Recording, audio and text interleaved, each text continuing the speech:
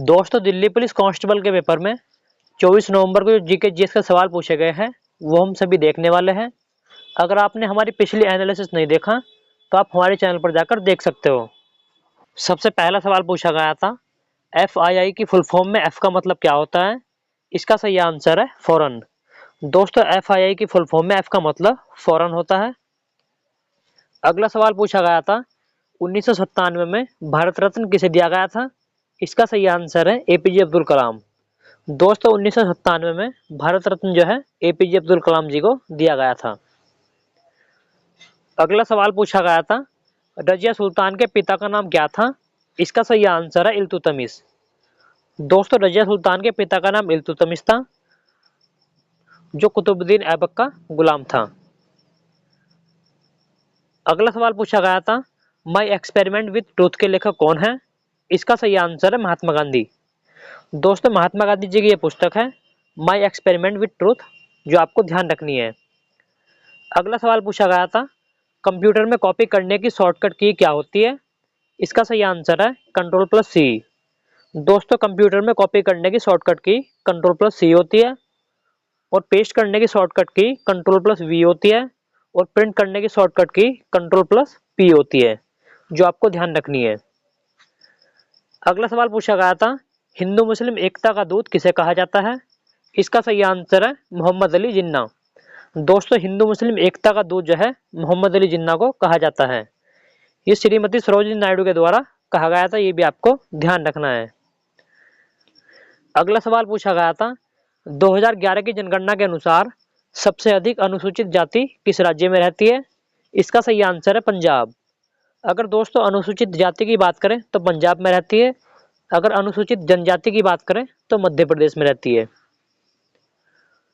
अगला सवाल पूछा गया था, बेरी रोग किस विटामिन की कमी से होता है?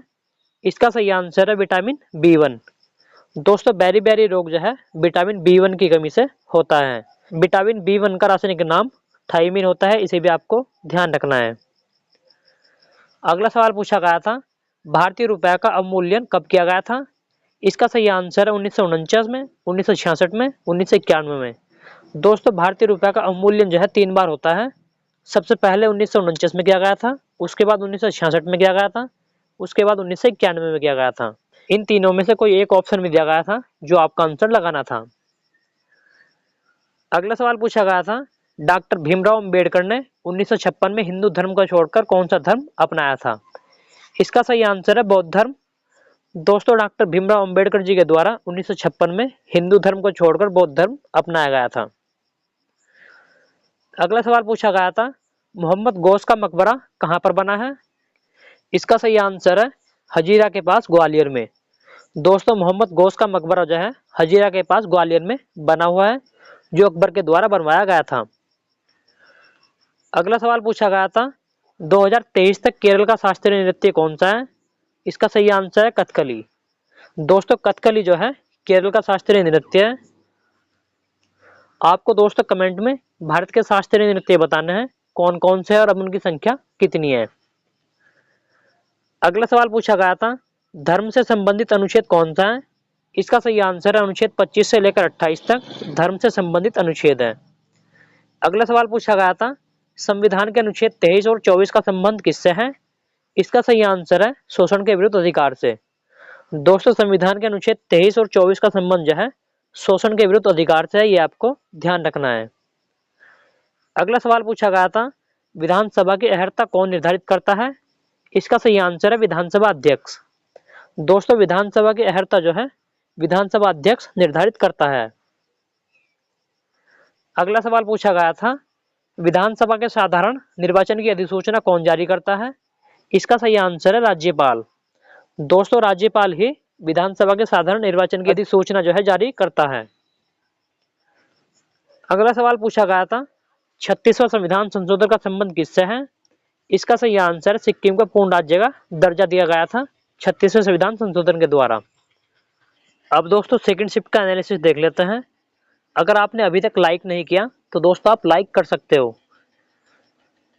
सबसे पहला सवाल पूछा गया था, नाडा की फुल फॉर्म क्या होती है? इसका सही आंसर है नेशनल एंटी डोपिंग एजेंसी। दोस्तों नाडा की फुल फॉर्म जो है नेशनल एंटी डोपिंग एजेंसी होती है। इसी तरीके से एक वाडा होती है जो वर्ल्ड के लिए होती है। अगला सवाल पूछा गया था, कुचिपुड़ी किस राज्य का शास्त्रीय नृत्य है? इसका सही आंसर है आंध्र प्रदेश। दोस्तों कुचिपुड़ी जो है आंध्र प्रदेश का शास्त्रीय नृत्य है। अगला सवाल पूछा गया था, श्रीमती गद्दाम पद्मजा रेड्डी का संबंध किस नृत्य से है? इसका सही आंसर है कुचिपुड़ी। दोस्तों कुचिपुड़ी जो है आंध्र प्रदेश का शास्त्रीय नृत्य है, जिससे संबंध है श्रीमती गद्दाम पद्मजा रेड्डी का। अगला सवाल पूछा गया था, अशोक की राजधानी कहां पर थी? इसका सही आंसर है पाटलिपुत्र। दोस्तों पाटलिपुत्र को ही अशोक अपनी राजधानी बनाता है। अगला सवाल पूछा गया था, इंडियन ऑफ माई ड्रीम्स पुस्तक के लेखक कौन है? इसका सही आंसर है महात्मा गांधी। दोस्तों इंडियन ऑफ माई ड्रीम्स पुस्तक के लेखक महात्मा गांधी जी है। अगला सवाल पूछा गया था, 2011 की जनगणना के अनुसार सबसे कम जनसंख्या किस राज्य की है? इसका सही आंसर है सिक्किम। दोस्तों 2011 की जनगणना के अनुसार सबसे कम जनसंख्या जो है सिक्किम राज्य में रहती है। अगर आपसे सबसे अधिक जनसंख्या पूछ लिया जाए तब आपका आंसर यूपी होगा, क्योंकि उत्तर प्रदेश राज्य में सबसे अधिक जनसंख्या निवास करती है।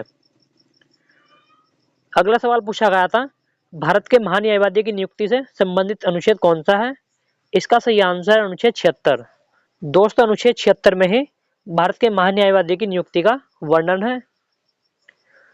अगला सवाल पूछा गया था, भारत के विधि अधिकारी कौन होते हैं? इसका सही आंसर है भारत के महान्यायवादी। दोस्तों भारत के महान्यायवादी ही भारत के विधि अधिकारी होते हैं। अगला सवाल पूछा गया था, 44वां संविधान संशोधन किससे संबंधित है? इसका सही आंसर है संपत्ति के अधिकार को मौलिक अधिकार की सूची से हटाया गया था।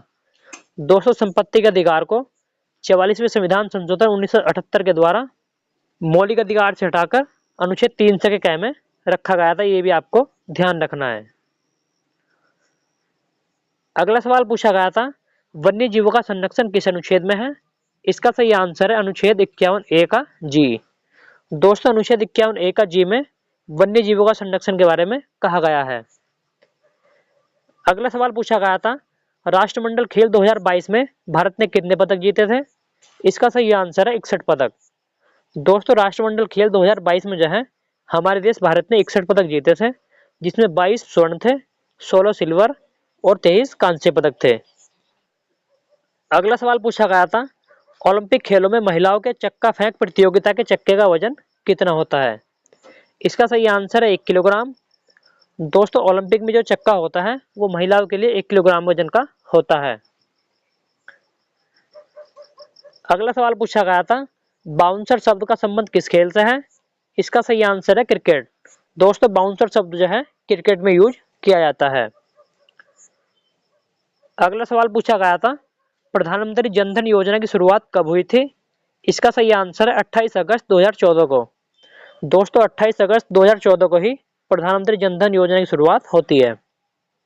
अगला सवाल पूछा गया था, दूध डेयरी उत्पाद में भारत का स्थान कौन सा है? इसका सही आंसर है पहला। दोस्तों दूध डेयरी उत्पाद में भारत का स्थान पहला है। चलिए दोस्तों थर्ड शिफ्ट का एनालिसिस देख लेते हैं। सबसे पहला सवाल पूछा गया था, स्वर्ण मुद्रा योजना कब शुरू हुई थी? इसका सही आंसर है 5 नवंबर 2015 को। दोस्तों 5 नवंबर 2015 को जो है स्वर्ण मुद्रा योजना शुरू होती है। अगला सवाल पूछा गया था, नीति निर्देशक तत्व राज्य की असमानता के लिए कौन सा संविधान संशोधन किया गया था? इसका सही आंसर है 42वां संविधान संशोधन 1976। अगला सवाल पूछा गया था, कथकली नृत्य के प्रसिद्ध कलाकार कौन है? इसका सही आंसर है मृणालिनी साराभाई और उदय शंकर। दोस्तों इन दोनों में से ऑप्शन में कोई एक दिया हुआ था जो इसका सही आंसर था। अगला सवाल पूछा गया था, कपास की खेती किस राज्य में नहीं होती है? 204 ऑप्शन दिए गए थे, जिसमें से एक आंसर छत्तीसगढ़ था, क्योंकि छत्तीसगढ़ राज्य में कपास की खेती नहीं होती है। अगला सवाल पूछा गया था, सबसे अधिक राज्य से होकर कौन सी नदी गुजरती है? इसका सही आंसर है गंगा नदी। दोस्तों गंगा नदी सबसे अधिक राज्यों से होकर गुजरने वाली नदी है। अगला सवाल पूछा गया था, भारत में जूट का सबसे बड़ा उत्पादक राज्य कौन सा है? इसका सही आंसर है पश्चिम बंगाल। दोस्तों भारत में जूट का सबसे बड़ा उत्पादक राज्य जो है पश्चिम बंगाल है। अगला सवाल पूछा गया था 2011 की जनगणना के अनुसार कितने राज्यों की महिला साक्षरता 90% से अधिक है। इसका सही आंसर है एक। दोस्तों एकमात्र राज्य ऐसा है जिसकी महिला साक्षरता जो है 90% से अधिक है। अगला सवाल पूछा गया था अभिनव बिंद्रा की पुस्तक कौन सी है। इसका सही आंसर है a shot at history my obsessive journey to Olympic gold. दोस्तों ये अभिनव बिंद्रा जी की पुस्तक है। अगला सवाल पूछा गया था अनिल कुंबले ने 10 विकेट किस सन में लिए थे। इसका सही आंसर 1999 में। अगला सवाल पूछा गया था ज्यूरिख डायमंड लीग 2022 फाइनल जीतकर डायमंड लीग ट्रॉफी जीतने वाले इतिहास में पहले भारतीय एथलीट कौन बन गए हैं। इसका सही आंसर है नीरज चोपड़ा। दोस्तों नीरज चोपड़ा ही ज्यूरिख डायमंड लीग 2022 में फाइनल जीतकर डायमंड लीग ट्रॉफी जीतने वाले पहले भारतीय बन गए हैं।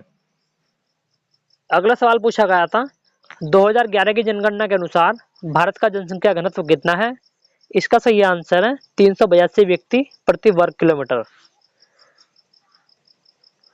अगला सवाल पूछा गया था कालिदास पुरस्कार मध्य प्रदेश के किस शहर में दिया जाता है। इसका सही आंसर है उज्जैन। दोस्तों कालिदास पुरस्कार जो है मध्य प्रदेश के उज्जैन शहर में दिया जाता है। अगला सवाल पूछा गया था अस्पृश्यता का अंत संविधान के किस अनुच्छेद में दिया गया है। इसका सही आंसर है अनुच्छेद 17। दोस्तों अनुच्छेद 17 में जो है अस्पृश्यता का अंत दिया गया है। अगला सवाल पूछा गया था भारत के महान्यायवादी की नियुक्ति कौन करता है। इसका सही आंसर है भारत के राष्ट्रपति। दोस्तों भारत के राष्ट्रपति के द्वारा ही भारत के महान्यायवादी की नियुक्ति जो है होती है और महान्यायवादी की नियुक्ति अनुच्छेद 76 के अनुसार होती है, ये भी आपको ध्यान रखना है। अगला सवाल पूछा गया था विधानसभा में अधिकतम कितनी सीटें हो सकती है। इसका सही आंसर है 500। दोस्तों विधानसभा में अधिकतम सीटें 500 हो सकती है। अगला सवाल पूछा गया था 1885 में कांग्रेस की स्थापना के समय भारत के वायसराय कौन थे। इसका सही आंसर है लॉर्ड डफरिन। दोस्तों 1885 में जब कांग्रेस की स्थापना होती है तब भारत के वायसराय जो थे लॉर्ड डफरिन थे, जो आपको ध्यान रखने हैं। अगला सवाल पूछा गया था The Test of My Life पुस्तक किसने लिखी है। इसका सही आंसर है युवराज सिंह। दोस्तों The Test of My Life पुस्तक जो है युवराज सिंह की है, जो आपको ध्यान रखनी है। अगला सवाल पूछा गया था इनमें से कौन सी बुक कौटिल्य ने लिखी है। इसका सही आंसर है अर्थशास्त्र। अगर दोस्तों आपको वीडियो अच्छी लगे तो वीडियो को लाइक करें। इसी प्रकार की वीडियो देखने के लिए आप हमारे चैनल को सब्सक्राइब कर सकते हो।